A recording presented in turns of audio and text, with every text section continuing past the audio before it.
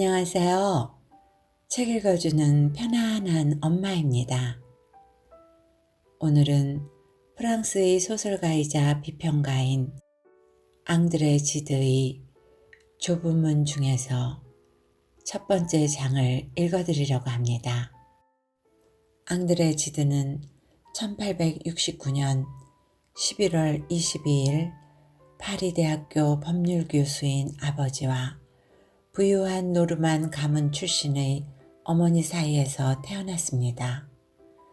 11살 때 아버지가 돌아가시자 신경발작증이 있는 아들의 건강을 염려한 어머니에 의하여 학교를 그만두고 루앙에 있는 집에서 가정교사의 가르침을 받았으며 성경을 충실히 배워 엄밀한 개신교도로 길러진 그는 강렬한 종교적 열정에 사로잡히기도 하였습니다.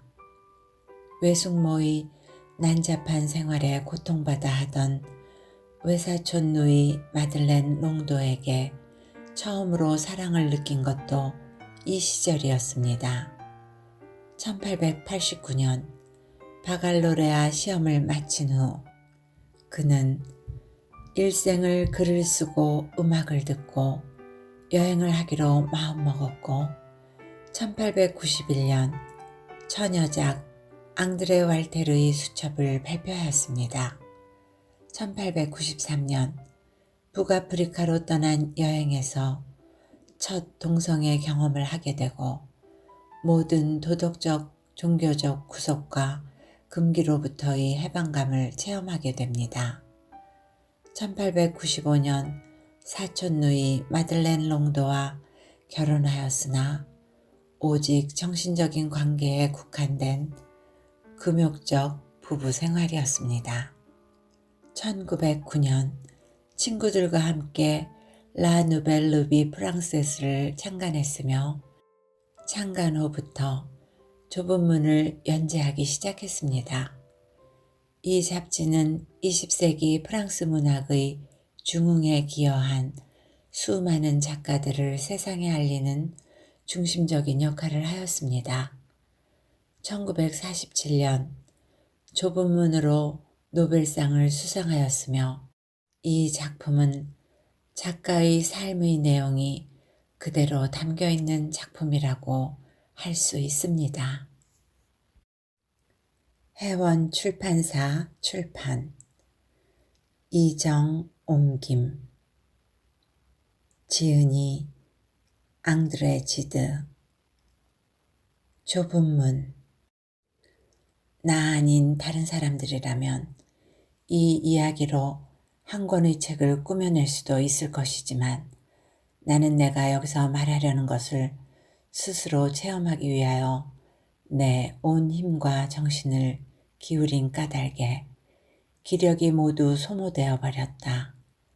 나는 그저 내 추억을 숨김없이 적어볼 따름이며 이 추억이 여기저기 흩어져 있다 하더라도 그것을 꿰매거나 맞추기 위해 조각까지 할 의도는 전혀 없다.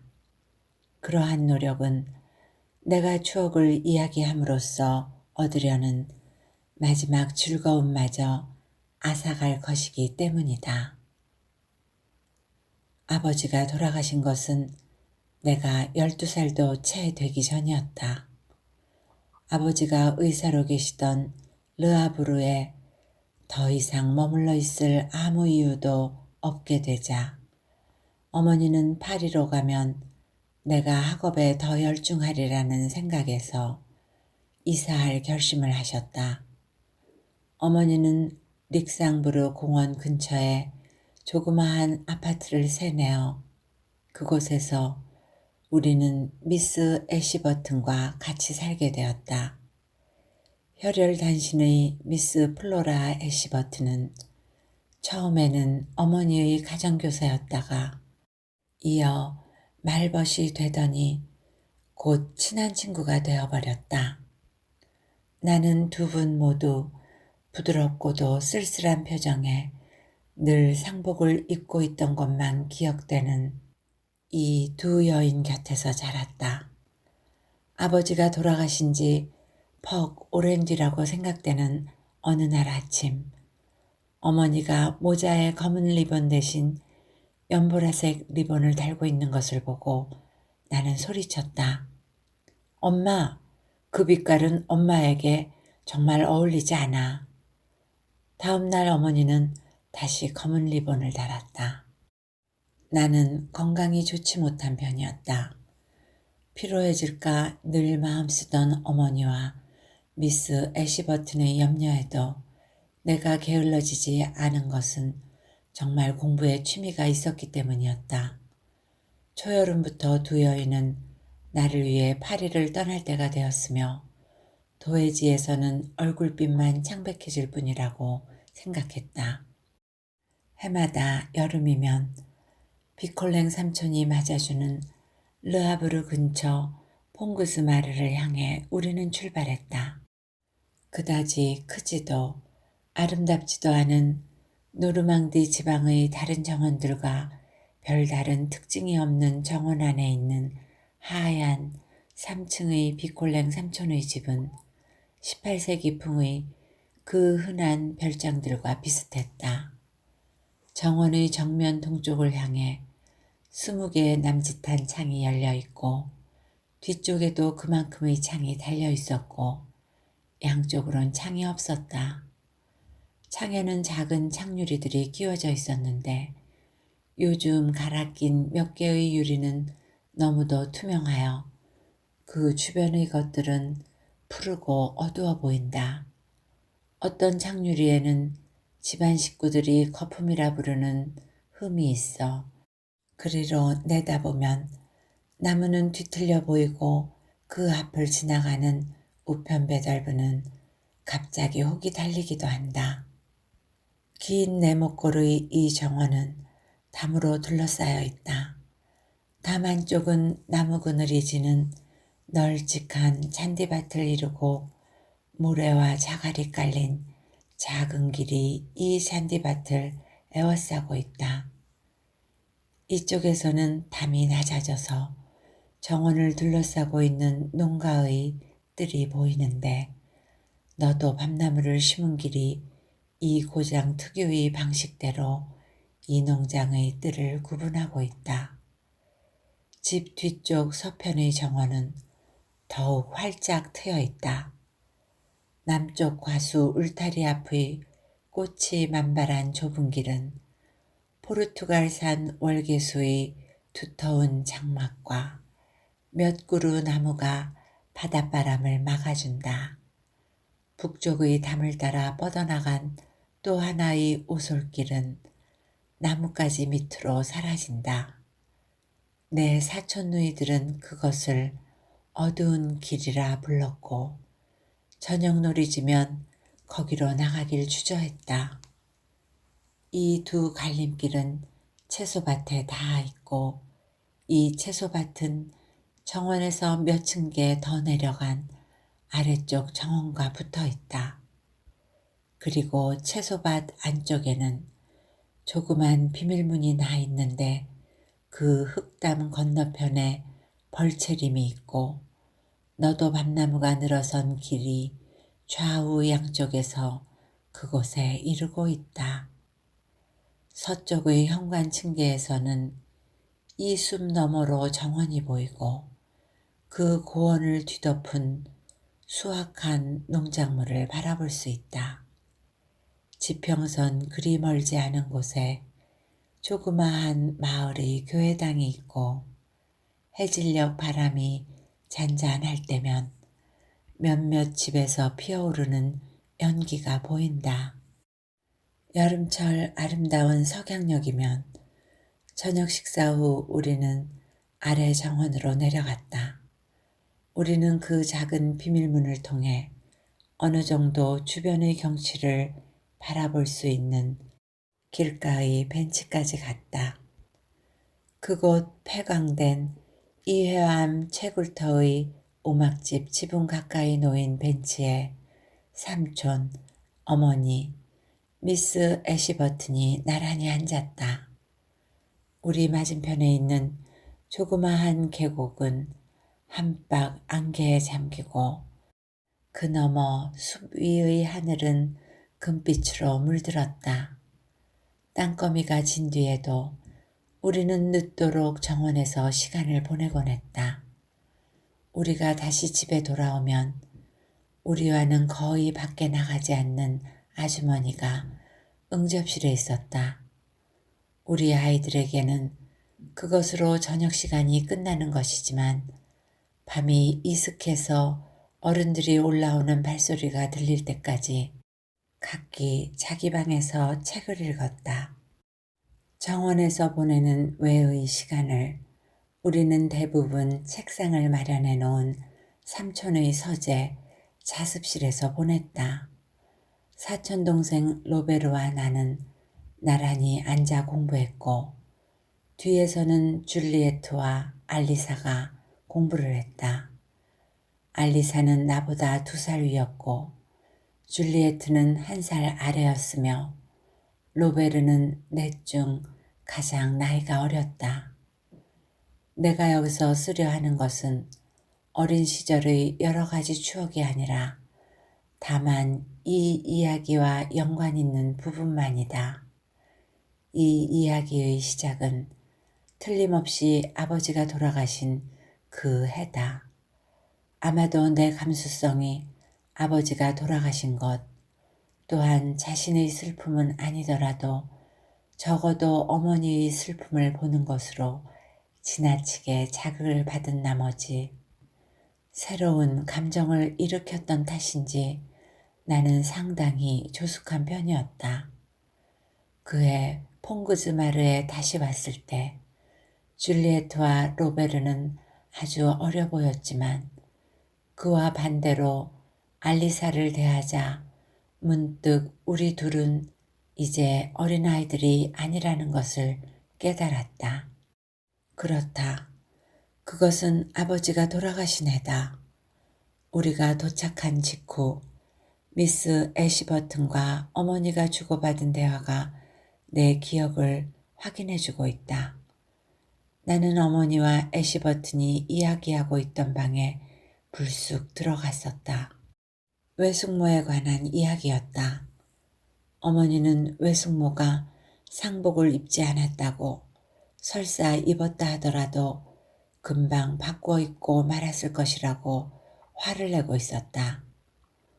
사실 상복을 입고 있는 비콜랭 외숙모를 상상해 본다는 것은 화려한 옷차림의 어머니를 상상해 보는 것만큼이나 어색한 노릇이다. 내 기억으로 우리가 도착하던 날 외숙모 리실르 비콜랭은 모슬린 옷을 입고 있었었다. 여느 때와 마찬가지로 타협적인 미스 애시버튼은 어머니를 진정시키려 노력하면서 조심조심 말하고 있었다. 어쨌든 흰색이니 상복 차림이긴 하잖아요. 아니 그럼 그 어깨에 걸치고 있는 빨간 숄도 상복 차림이라 하겠어요, 플로라? 화를 그만 돋궈요. 하고 어머니는 소리쳤다. 내가 외숙모를 본 것은 방학 동안 뿐이었으니까 늘 낯익은 가볍고 폭이 넓은 그 우도 차림도 여름의 더위 탓이라 할 수 있을 것이다. 그러나 드러낸 어깨 위에 걸치고 있었던 숄의 타는 듯한 빛깔보다도 어깨를 그처럼 드러낸 모습이 더욱 어머니 눈에 거슬렸던 것이다. 리실르 비콜랭은 퍽 아름다웠다. 내가 아직도 간직하고 있는 외숙모의 초상은 그 당시의 외숙모의 모습으로 그대로 보여주고 있다. 딸과는 자매 사이로 보일 만큼 앳된 모습으로 비스듬히 앉아서 언제나 변함없이 턱을 왼손에 괜 채 새끼손가락을 맵시 있게 입술을 향해 굽히고 있었다. 오리 굵은 머릿 그물이 목덜미 위에 흩어져 곱슬거리는 반쯤 헝클어진 머리를 감싸고 있었다. 우돛 깃 사이의 움푹 팬 곳엔 검정 빌로도로 만든 헐거운 매듭의 이탈리아식 모자이크 메달이 달려 있었다. 큼직한 매듭이 흔들거리는 검정 빌로도의 허리띠. 그 끈이 의자 뒤까지 흘러내리던 차양이 넓고 부드러운 밀짚 모자. 이 모든 것이 외숙모의 모습을 더욱 앳되어 보이게 해주었다. 오른쪽 손은 아래로 내려뜨린 채 덮여진 한 권의 책을 들고 있다. 리실르 비콜랭은 식민지 출신이었다. 양친을 모른다던가 아니 일찍 여의었다던가 했다. 그 후 어머니가 들려준 이야기로는 내버려졌거나 아니면 고아였던 외숙모는 어린아이가 없던 보티의 목사 부부가 키우다가 곧 마르티니크를 떠나게 되자 마르티니크는 서인도 제도의 섬으로 핀란드의 식민지입니다. 당시 비콜렌가가 살고 있던 르아브르로 데리고 왔다는 것이다. 보티에와 비콜렌가는 서로 친해지게 되었다. 삼촌은 당시 외국의 어떤 은행에 근무하고 있었는데 어린 리실르를 보게 된 것은 그로부터 3년 후 집에 돌아왔을 때였다. 삼촌은 첫눈에 반해서 곧 청혼을 했는데 그 때문에 양친과 우리 어머니는 어지간히 속을 썩었다 한다. 당시 리실르는 16세였다. 그 사이 보티의 부인은 두 아이의 어머니가 되었다. 부인은 날이 갈수록 성격이 점점 비뚤어져가는 수양딸이 두 자녀에게 어떤 영향을 끼칠까 두려워지기 시작한 참이었다. 게다가 살림살이도 옹색했고 이것은 모두 보티의 가가 어째서 삼촌의 청혼을 반갑게 수락했던가 하는 것을 어머니가 내게 설명해 준 이야기다. 더 나아가서 내가 상상하기로는 사춘기에 이른 리실르가 그들을 몹시 당황케 했으리라는 것이다. 르아브르의 사회를 잘 알고 있는 나로서는 그처럼 매혹적인 용모를 지녔던 이 처녀에게 사람들이 어떻게 대했을까 하는 점은 쉽사리 짐작할 수 있다. 훨씬 뒤에야 알게 되었지만 성격이 온유하고 신중하면서도 순박하여 속임수에 감당해내지 못하고 악 앞에서는 완전히 당황해버리는 보티의 목사. 이 어진 목사는 정말 이러지도 저러지도 못했을 것이다. 보티의 부인에 관해서는 아무것도 아는 게 없다.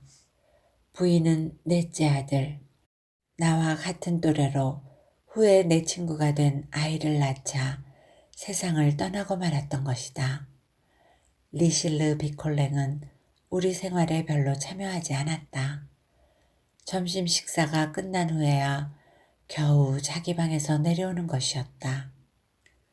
그리고는 소파나 혹은 해먹 위에 저녁까지 길게 누워 있다가 지쳐서 일어나는 것이었다. 그녀는 윤기라곤 전혀 없는 이마에 땀이라도 닦으려는 듯 때때로 손수건을 갖다 대곤 했다. 꽃향기라기보다는 과일내가 풍기는 정묘한 모양의 이 손수건은 내게 지극히 신기한 것이었다. 때로 그녀는 허리띠에서 여러 가지 물건과 함께 시계줄에 달린 매끄러운 은으로 만든 뚜껑이 있는 조그마한 거울을 꺼내는 것이었다. 그리고는 자기 얼굴을 거기에 비춰보면서 손가락 하나를 입술에 갖다 대어 침을 조금 묻혀 눈꼬리를 축이곤 했다. 흔히 그녀는 책을 한 권 들고 있었는데 늘 덮인 채 책 중간쯤엔 거북 껍질로 만든 서표가 끼워져 있었다.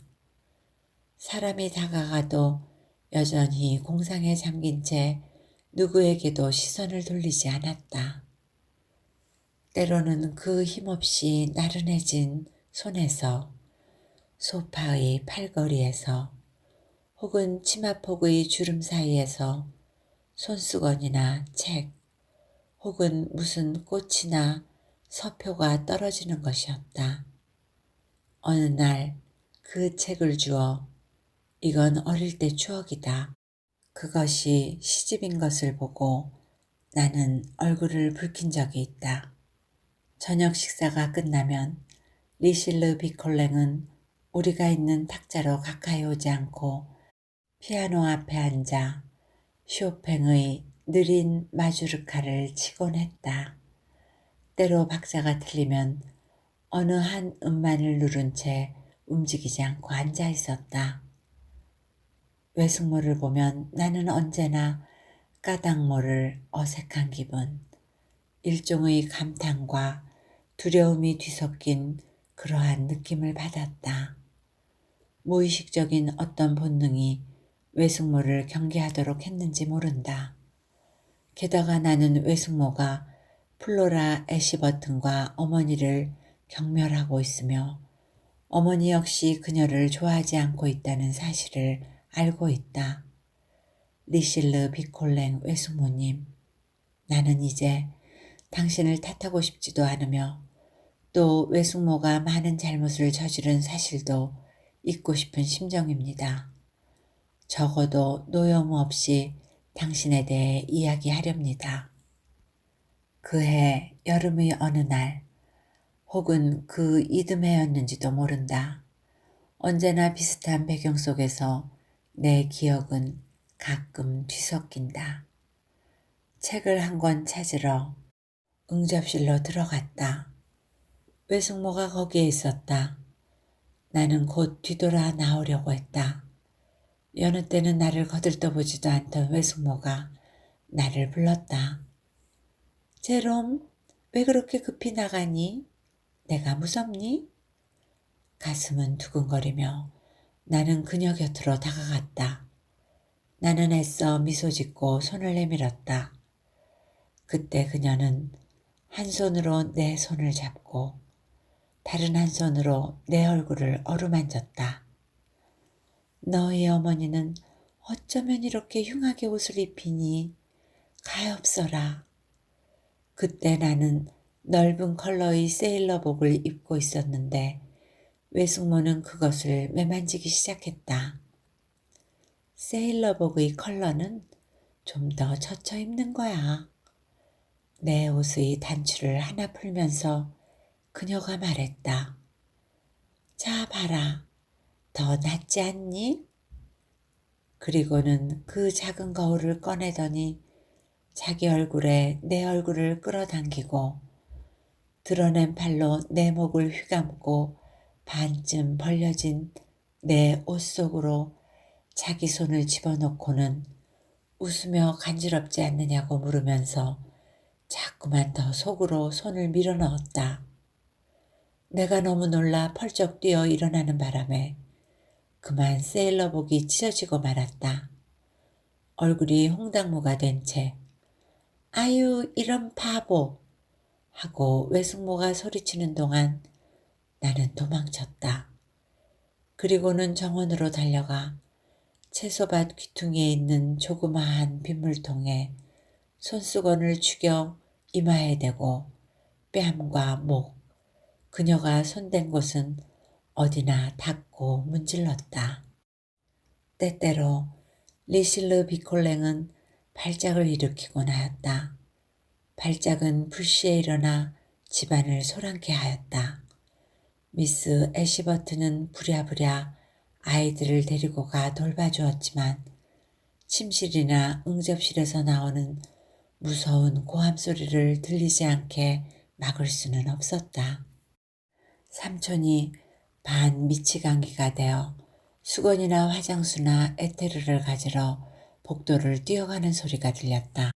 발작이 끝난 저녁 되면 아직도 외숙모가 나타나지 않은 식탁에서 삼촌은 근심에 찬 늙고 피로한 안색을 하고 있었다. 발작이 거의 지나고 나면 리실르 비콜랭은 아이들을 자신의 곁으로 불렀다. 주로 로베르와 줄리에트를 불렀다. 알리사를 부르는 일은 거의 없었다. 이러한 슬픈 날이면 알리사는 꼼짝 않고 자기 방에 들어앉아 있었고 그녀의 아버지가 이따금 그녀를 보러 가곤 했다. 삼촌은 곧잘 그녀와 이야기하였다. 외숙모의 발작은 하인들에게 큰 충격을 주고 있었다. 발작이 유난히도 심하던 어느 날 저녁, 응접실에서 나는 소리가 잘 들리지 않는 내 어머니의 방에 어머니와 함께 있는데 하녀가 소리치면서 복도를 뛰어가는 소리가 들렸다. 주인님, 어서 내려오세요. 마님께서 지금 돌아가셔요. 삼촌은 알리사의 방에 올라가 계셨다. 어머니가 삼촌을 부르러 가셨다. 15분쯤 뒤에 내가 있던 방의 열려진 창 밖으로 두 분이 지나갈 때 어머니의 목소리가 들려왔다. 내가 똑바로 말해볼까? 이건 모두가 연극이야. 그리고는 음절을 끊으면서 몇 번이나 연극이야 라고 되풀이하여 말했다. 이 일은 방학이 끝날 무렵에 일어났고 아버지가 돌아가신 지 2년 뒤의 일이었다. 그 후로는 오랫동안 외숙모를 만나지 않게 되었다.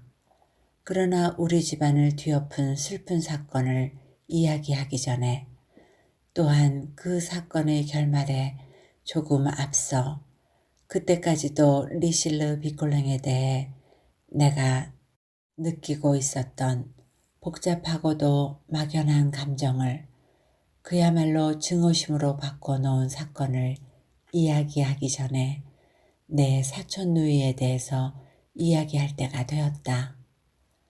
알리사 비콜랭이 예쁘다는 것을 나는 그때까지도 느끼지 못하고 있었다.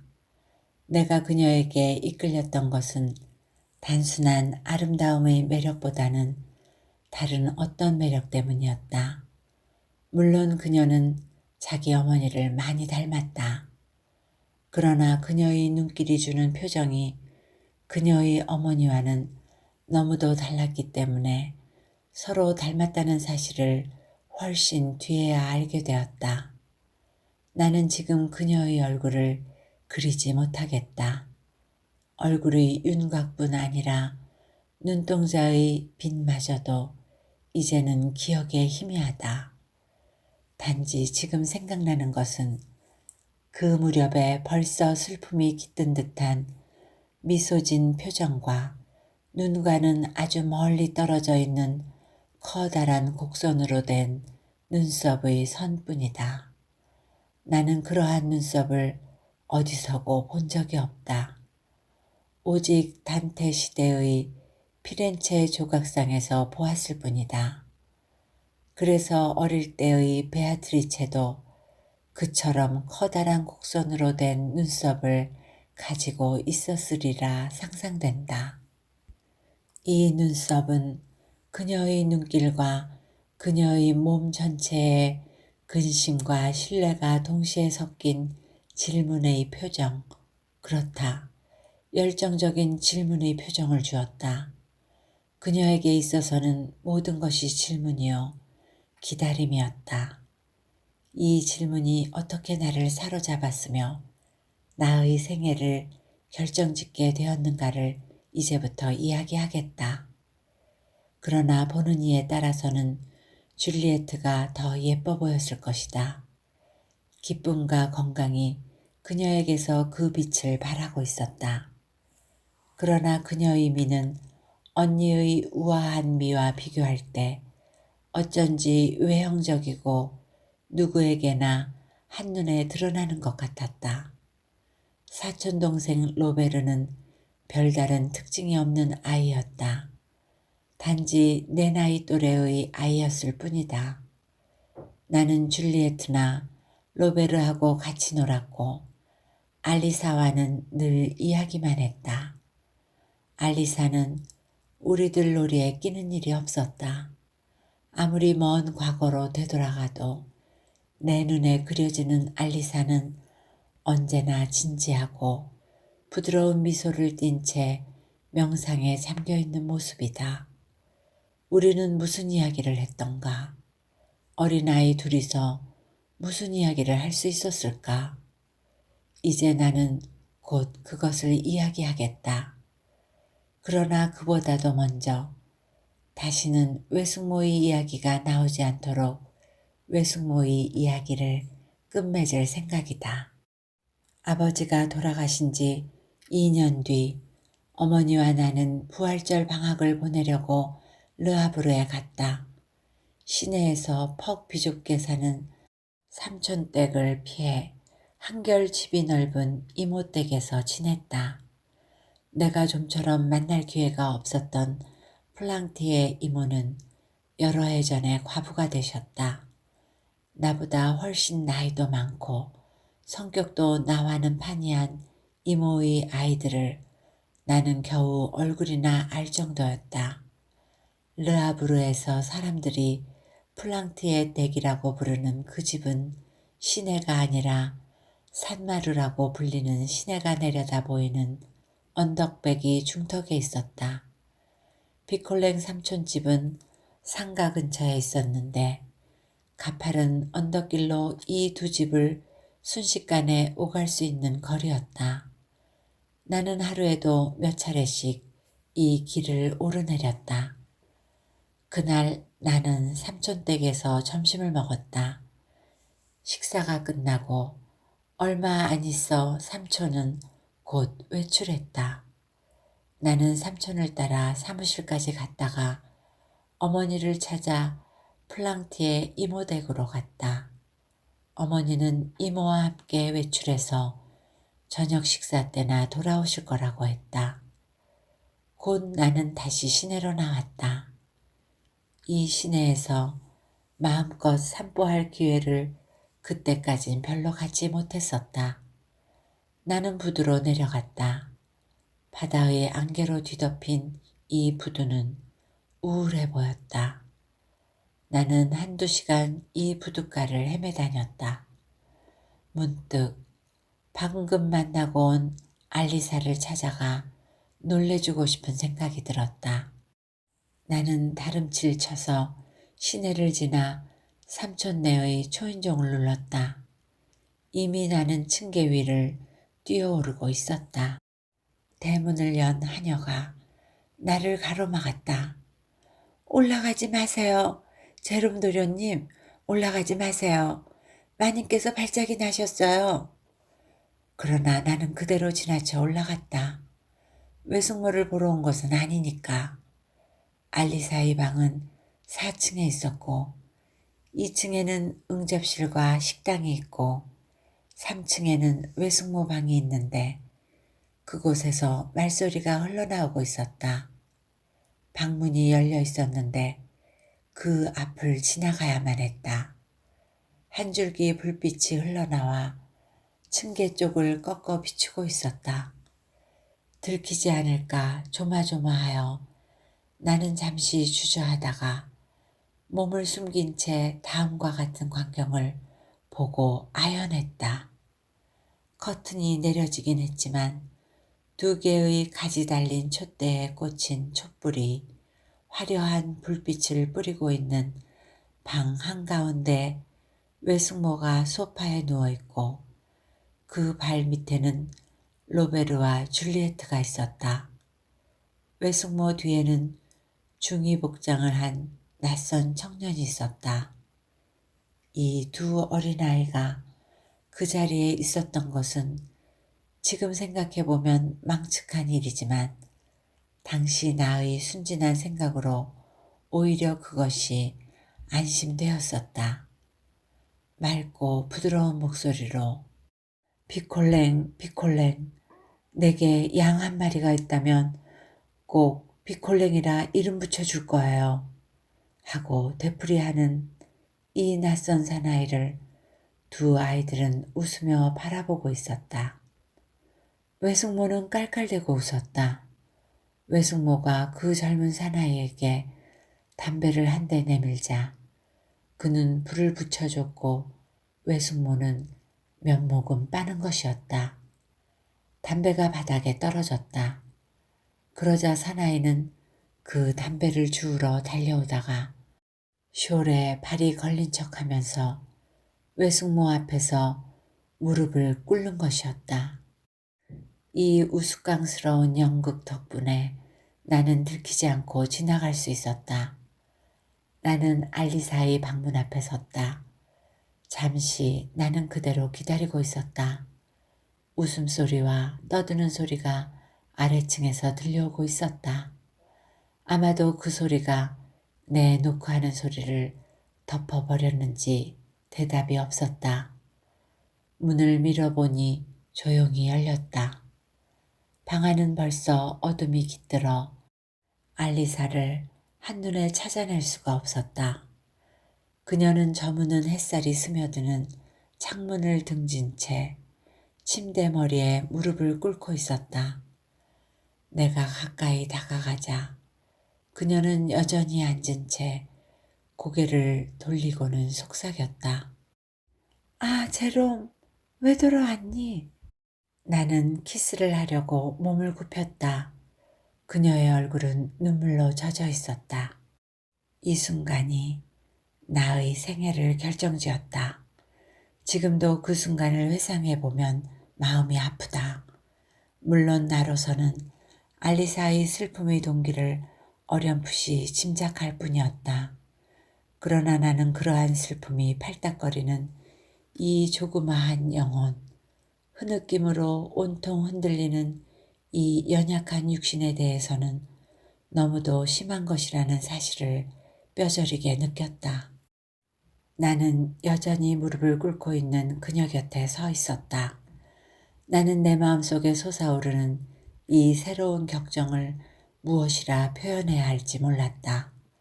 단지 그녀의 머리를 내 가슴에 꼭 껴안고 내 영혼이 흘러넘치는 입술을 그녀의 이마에 대고 있을 따름이었다.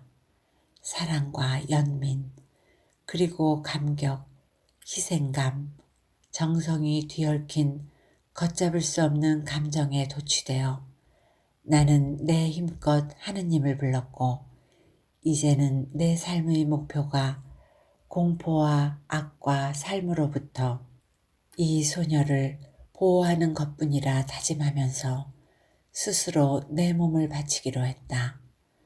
기도드리고 싶은 마음으로 가득 차 나는 마침내 무릎을 꿇었다.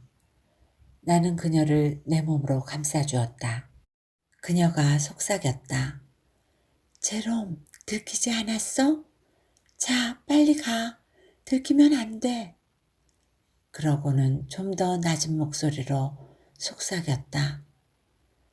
제롬, 아무에게도 말하지 마. 불쌍한 아버진 아무것도 모르셔. 그래서 나는 어머니에게도 아무 말을 하지 않았다.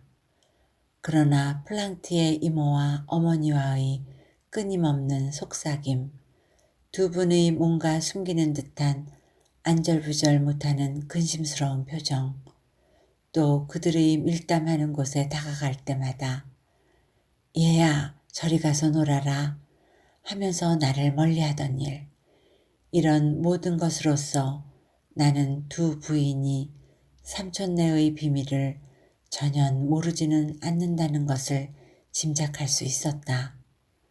우리가 파리로 돌아오자마자 한 장의 전보가 어머니를 다시 르아브르로 되돌아가게 했다. 외숙모가 도망쳤다는 것이다. 어떤 남자하고요?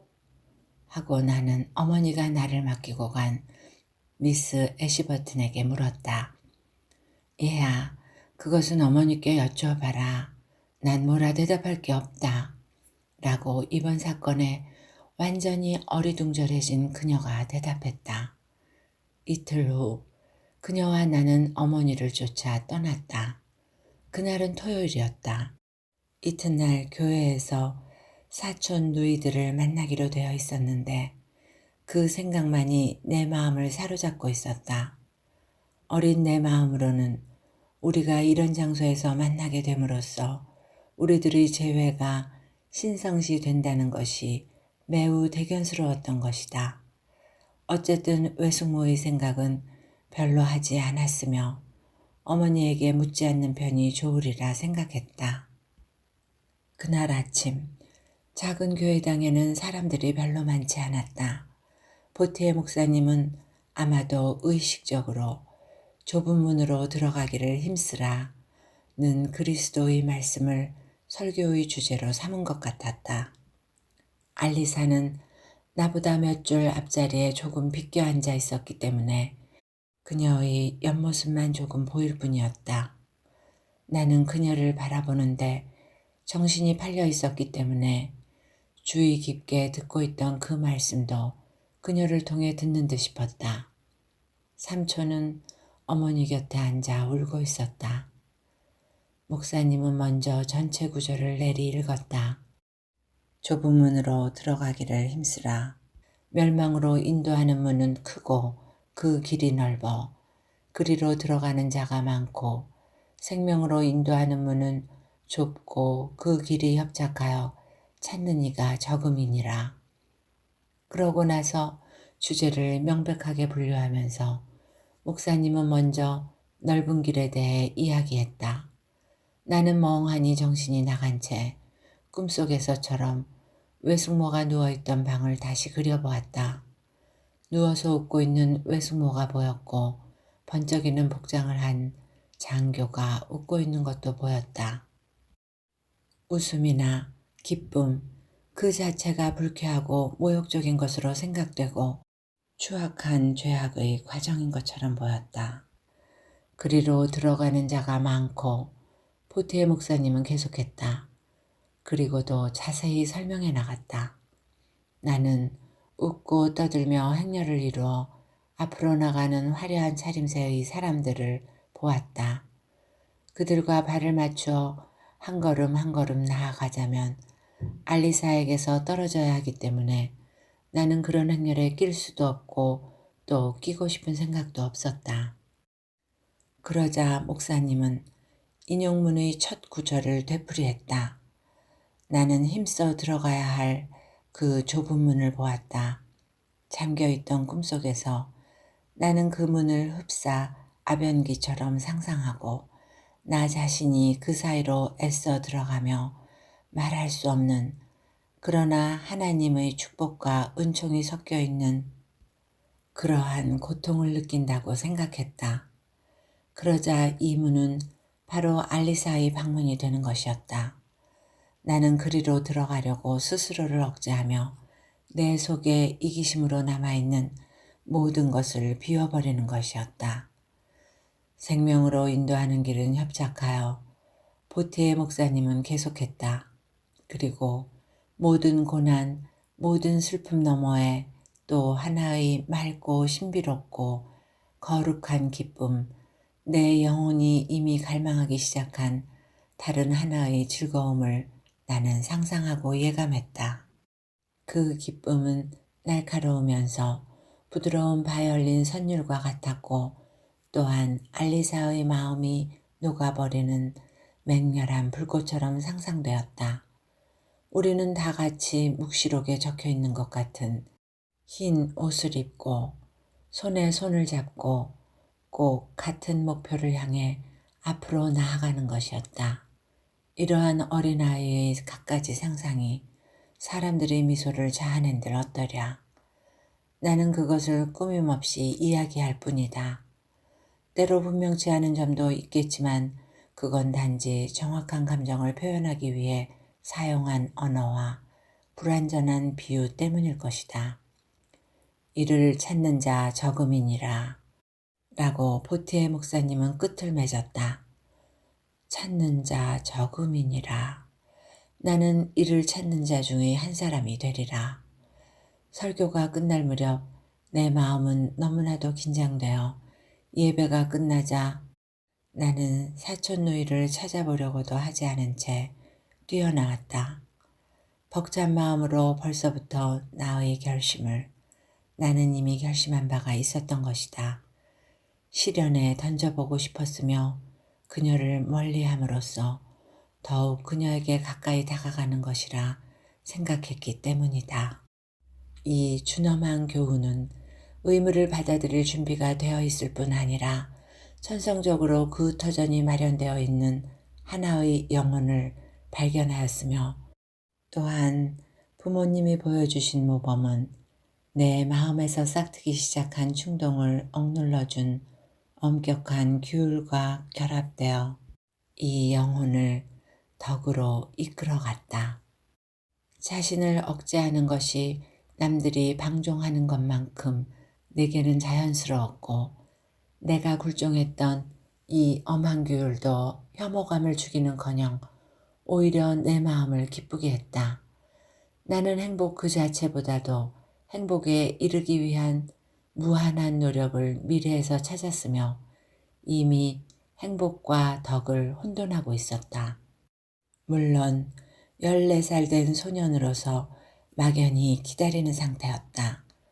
그러나 알리사에 대한 나의 사랑이 단연 나를 그러한 방향으로 이끌어가게 하였다. 그것은 급작스러운 마음의 계시였는데 이로 인해 나는 나 자신을 의식하게 되었다. 즉, 나는 내성적이며 활발치 못하고 늘 기다리고 있는 상태로서 남의 일에는 별로 신경을 쓰지 않고 과감성도 없이 자신과 싸워 이겨낸다는 외에는 다른 승리를 꿈꾸어 보지 못하는 그러한 인간으로 보였다. 나는 공부하기를 좋아했으며 놀이도 깊이 생각하거나 혹은 힘드는 것이 아니면 열중할 수 없었다. 내 나이 또래 아이들과는 별로 사귀지 않았고 같이 어울린다 해도 그것은 단지 우정이나 호의에 의한 것이었다. 그러나 그 이듬해 파리에와 내 동급생이 된 아벨 보티에와는 잘 어울렸다. 그는 상냥하고 쾌활한 소년으로서 나는 그에 대한 존경이라기보다는 오히려 애정을 느끼는 사이였다. 적어도 그와 어울리면 내 마음이 늘 추억으로 달려가고 하던 르하브르와 퐁그스마르에 관한 이야기를 할 수가 있었던 것이다. 우리와는 같은 중학교의 기숙사생이었으나 두 학년 아래였던 사촌 로베르 비콜랭은 일요일에나 잠깐 만날 뿐이었다. 그가 내 사촌 누이의 동생이 아니었던들, 게다가 그는 누이들과 별로 닮은 점도 없었다. 나는 그를 만날 엄두도 내지 않았을 것이다. 당시 나는 사랑에 열중해 있었기 때문에 로베르나 아벨에 대한 우정도 어떤 의미를 가질 수 있었던 것이다. 알리사는 복음서에 나오는 그 값진 진주와 같았고 나는 그 진주를 얻기 위해 내가 가진 모든 것을 팔아버린 사람이었다. 비록 내가 아직 어린아이이긴 했지만 지금 그것을 사랑이라 말하고 사촌 누이에 대해 느낀 감정을 그렇게 부르는 것은 잘못된 일일까? 그 후 내가 경험한 것 중에 이보다 더 사랑이라는 이름에 적합하다고 여겨진 것은 없다. 뿐만 아니라 육체적인 가장 뚜렷한 고민으로 괴로워할 나이가 되었을 때도 내 기질은 별로 변하지 않았다. 즉, 어렸을 때 내가 그녀에게 가까운 사람이 되려고 했다고 하여 그녀를 어떤 직접적인 방법으로 구속할 생각은 없다. 공부, 노력, 경건한 행위 등 모든 것을 나는 신비롭게 알리사에게 바쳤으며 그녀만을 위해 한 일을 그녀에게 알리지 않는 것이 보다 깨끗한 덕행이라고 생각했다. 이처럼 나는 독한 술 같은 겸양에 도취해 있었다. 내 자신의 즐거움이란 별로 염두에 두지 않고 나는 어떤 노력을 필요치 않는 일에는 만족할 수 없게 되었던 것이다. 읽어드릴 부분은 여기까지입니다. 실제로 앙드레지드는 그의 사촌 누이인 마들렌느가 그녀의 어머니의 부정을 알고 깊은 슬픔과 절망에 빠져 있을 때 그 여자를 지켜주고 사랑해주는 것이야말로 자기의 의무이며 존재의 이유라고 생각했습니다. 그리하여 마들렌느와 함께 고대 그리스의 시를 읽고 대화를 나누며 종교와 세상 사물에 대한 믿음과 사랑을 깨닫게 됩니다. 어머니에 의해 맹목적이고 획일적으로 믿어온 종교를 버리고 성경을 통해 직접 신에게 접근하고자 하죠. 좁은 문은 그의 자전적인 이야기에서 비롯되었다고 할 수 있습니다. 편안히 들으셨는지요? 오늘도 행복한 하루 되세요.